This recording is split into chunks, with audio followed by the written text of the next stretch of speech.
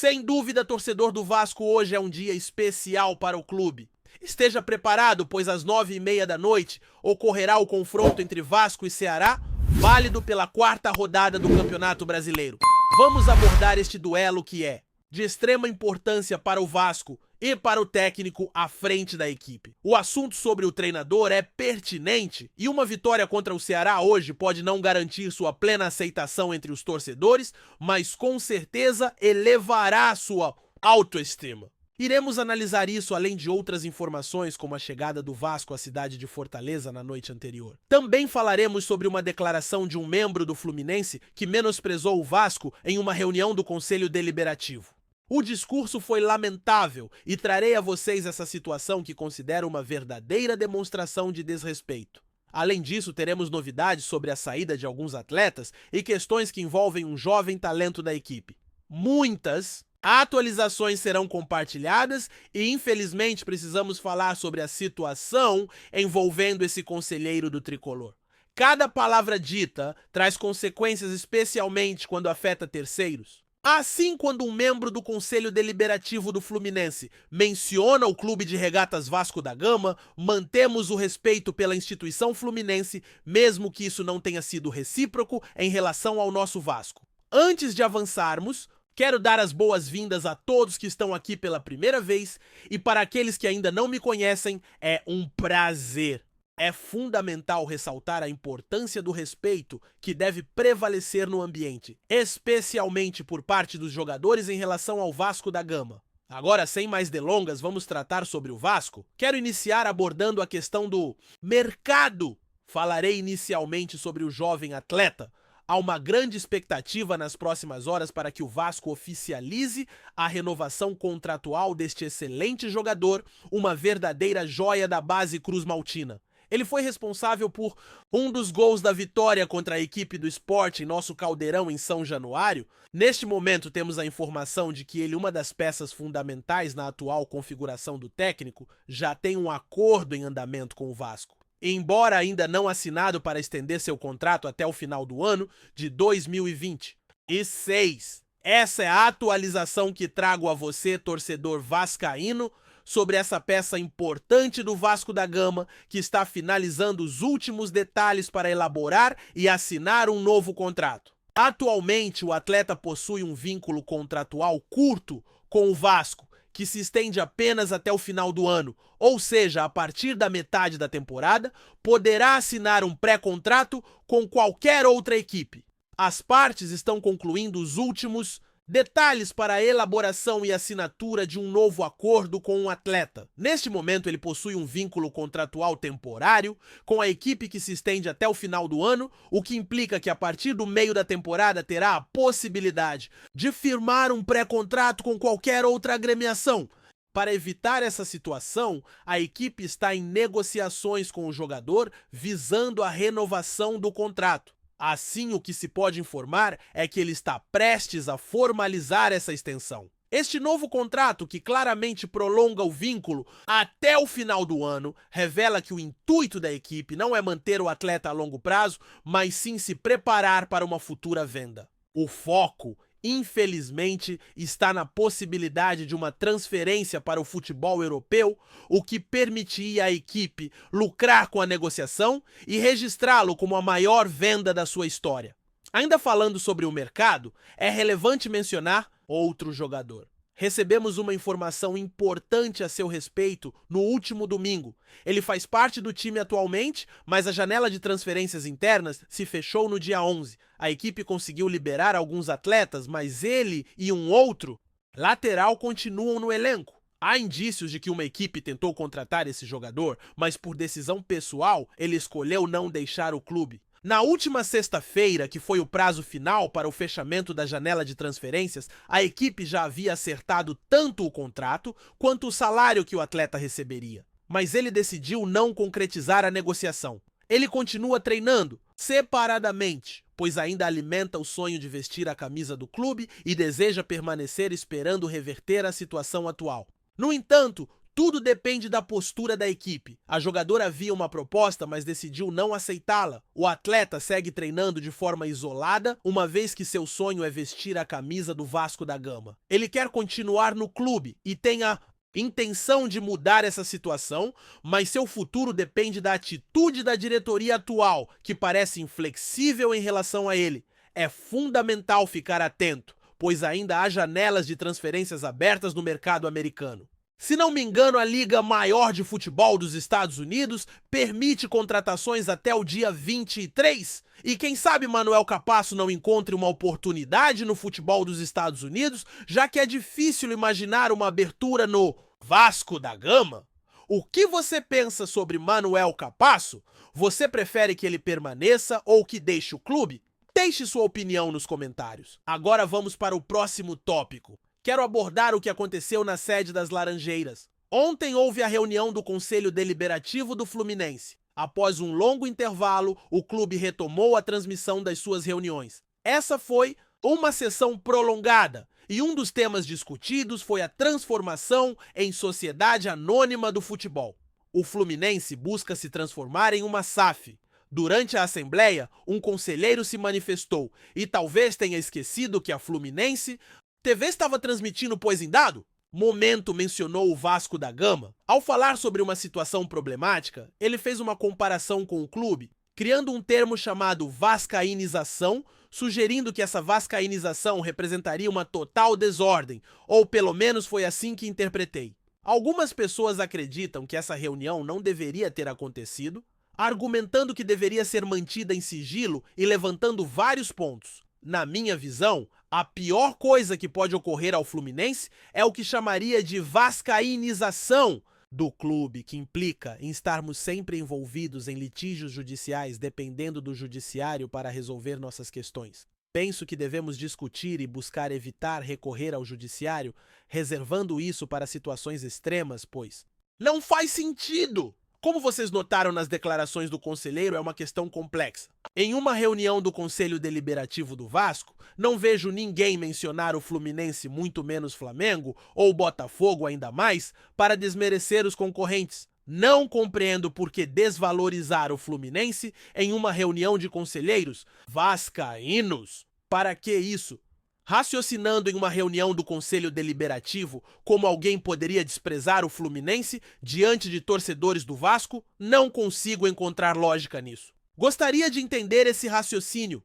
É importante frisar que não estou aqui para criticar ou reclamar, embora esteja expressando um descontentamento com essa atitude, o que é meu direito. Contudo, gostaria de saber como, diante de apenas torcedores do Fluminense, ele se refere ao Vasco da Gama, associando-o à desordem e utilizando a expressão vascaínização. Isso é algo que posso generalizar ao afirmar que o que busco entender é um questionamento que faço para elucidar por que, diante da presença de torcedores de um certo clube, existe uma propensão a menosprezar outro time como instituição, mencionando uma falta de organização e usando uma expressão que se tornou comum entre os fãs. Isso é algo que, de certa maneira, posso ampliar quando dizem que um dos objetivos é se assemelhar a esse outro clube. Percebo que essas declarações revelam a realidade. Quando alguém afirma que esse clube está encolhendo a cada dia, mostre este vídeo. É surpreendente que numa segunda-feira à noite, em uma reunião de um conselho deliberativo, um conselheiro sinta a necessidade de citar o outro clube, o que comprova que realmente esse clube é colossal, muito grandioso. Agora vamos avançar para a próxima parte deste segmento que se conecta com o jogo de hoje. Nesta noite, o clube mencionado competirá contra um adversário em Fortaleza. A equipe chegou à cidade na noite anterior, como demonstram as imagens, sendo calorosamente recebida por seus fãs. É impressionante ver alguns atletas sendo saudados por torcedores da região Nordeste. O apoio da torcida é visível em todos os cantos do país e onde quer que o clube esteja, ela se faz presente. Hoje o enfrentamento é de grande importância, considerando que o clube ocupa atualmente a 4ª posição, enquanto o adversário está em 8º lugar. A equipe conquistou 2 vitórias em 3 partidas, enquanto o rival possui uma vitória, um empate e uma derrota em seu histórico recente. O oponente foi superado por um time no último final de semana, jogando em casa, mas venceu outra equipe em seu estádio por 2-0 e empatou em um jogo desafiador fora de casa.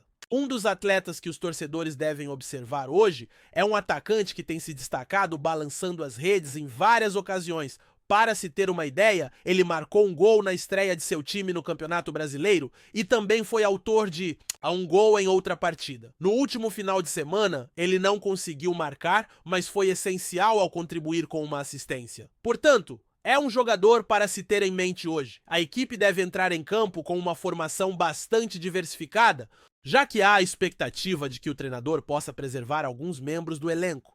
Dessa forma, o time deve contar com um goleiro e um lateral direito, enquanto a defesa contará com outros jogadores nas laterais, e o meio de campo será composto por alternativas distintas. O trio de ataque pode sofrer modificações. É possível que um dos atletas seja substituído por outro ou que um lateral seja trocado por um colega. Também há a expectativa de que um novo jogador comece a partida, visto que a ideia do time e do técnico é preparar a equipe para o próximo desafio. É relevante ressaltar que o embate contra um grande rival é encarado como uma final, mesmo que se perceba a instrução do treinador e da diretoria para que se foque em um jogo por vez. Entretanto, internamente, a atmosfera no clube é a de total comprometimento para esse confronto crucial. Inclusive, na noite anterior, o clube fez questão de compartilhar um vídeo em suas plataformas sociais, convocando os torcedores para comparecerem ao estádio e relembrando grandes momentos, buscando assim fortalecer a conexão entre a arena e seus fãs. Portanto, a expectativa é de que no sábado o estádio esteja lotado. Um vídeo começou a circular nas redes sociais, chamando a torcida do Vasco para estar presente no Maracanã, relembrando grandes momentos do clube naquele estádio e buscando reforçar a conexão entre a equipe e seus fãs. A expectativa é que no próximo sábado o estádio esteja cheio e que o Vasco consiga combinar a energia de sua torcida com a do Maracanã para enfrentar um Flamengo que se mostra um adversário formidável. A intenção é que, atuando em casa, o Vasco possa desequilibrar o rival que atualmente considera o Maracanã como sua casa. O desejo é que o local se transforme em um verdadeiro reduto vascaíno nesse dia, e por isso o time está se preparando de maneira intensa, tanto fora quanto dentro das 4 linhas. A comissão técnica está adotando medidas para preservar os jogadores, o que possivelmente resultará em uma formação alternativa para esse embate. A falta de um jogador fundamental gera apreensão, mas uma análise interessante foi realizada sobre o desempenho dos meias do Vasco desde o ano de 2017. Essa avaliação mostra que entre os atletas que participaram da Série A do Campeonato Brasileiro da Copa do Brasil e de competições internacionais, alguns se sobressaem. Um dos jogadores se destaca como o maior artilheiro com 10 gols, além de ser o que mais atuou, enquanto outro lidera em assistências mesmo tendo jogado menos. Além disso, há um jogador que, mesmo com menos tempo em campo, apresenta uma média de gols por minuto superior à dos demais, com números expressivos em relação a grandes oportunidades criadas, enquanto outro se destaca em duelos vencidos e passes longos precisos. Coletivamente, essas estatísticas são impressionantes. Um desses jogadores apresenta dados notáveis, superando concorrentes mesmo com menos minutos jogados. Ele se destaca em várias estatísticas, como duelos ganhos e passes longos com precisão. Ao lado do outro atleta, os números são realmente chamativos. Um dos jogadores brilha em ações com a bola, ações perdidas ao longo do jogo, cruzamentos, corretos, finalizações bem-sucedidas e porcentagem de acerto. Desde 2017, o Vasco conta com possivelmente seus 2 melhores meias. Apesar de um deles ter um rendimento mais elevado em termos de gols, seu tempo em campo é quase 3 vezes maior em comparação ao do outro. Se esse jogador tivesse a mesma quantidade de minutos, certamente teria registrado mais tentos. Tudo isso reforça a ideia de que o elenco do Vasco tem qualidade, Há quem defenda que nos últimos anos o Vasco possui um dos melhores elencos de sua história, especialmente no que diz respeito ao meio-campo. Continuarei aqui para trazer mais informações e novidades sobre o nosso time. Vamos seguir em frente. Antes de continuarmos, já te convidamos para se inscrever no canal Colina News e deixar seu like, assim você fica por dentro de todas as novidades do Vascão de forma exclusiva. Bora continuar! O torcedor vascaíno mal teve tempo de respirar e já se depara com uma possível revolução no comando técnico do clube.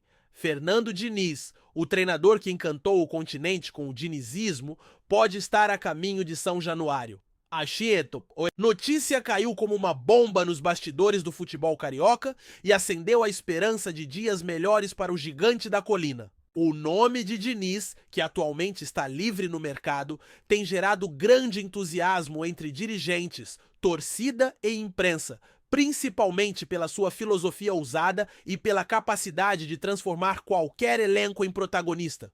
Conhecido por um estilo de jogo único, baseado na posse de bola, construção desde a defesa e movimentação intensa, quase como se o futebol fosse uma extensão do futsal, Fernando Diniz brilhou nos últimos anos com o Fluminense, conquistando títulos expressivos como a Taça Guanabara, o Campeonato Carioca, a Recopa Sul-Americana e, claro, a histórica Libertadores de 2023. Foi justamente nessa campanha épica que o treinador mostrou ao mundo sua capacidade de extrair o máximo de seus jogadores. Além de emocionar o país com frases marcantes, como a célebre previsão do gol do título feita a John Kennedy na final contra o Boca Juniors. O interesse do Vasco, segundo fontes ligadas à diretoria, não é apenas um movimento estratégico, é um verdadeiro projeto de reconstrução. Após temporadas conturbadas e com dificuldades de se firmar entre os grandes do futebol brasileiro, o clube vê em Diniz uma figura capaz de mudar a mentalidade do elenco e implementar um modelo de jogo competitivo e moderno.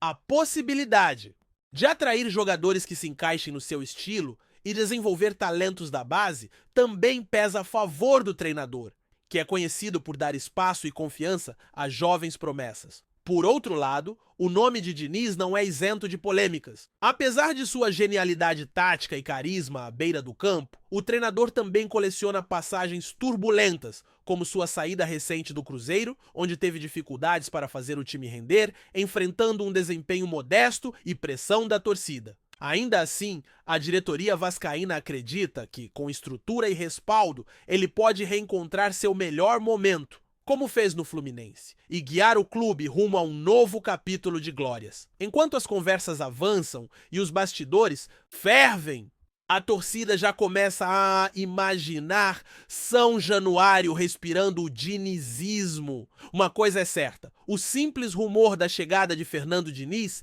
já mudou o clima no clube. Do caos à esperança, o Vasco parece estar prestes a iniciar uma nova jornada. E com um comandante tão peculiar quanto promissor, tudo pode acontecer. Trazemos notícias atualizadas do Vasco todos os dias. Inscreva-se no nosso canal e dê um like para continuar recebendo notícias exclusivas. Compartilhe também a sua opinião sobre essa notícia nos comentários, isso é muito importante para o Vasco da Gama.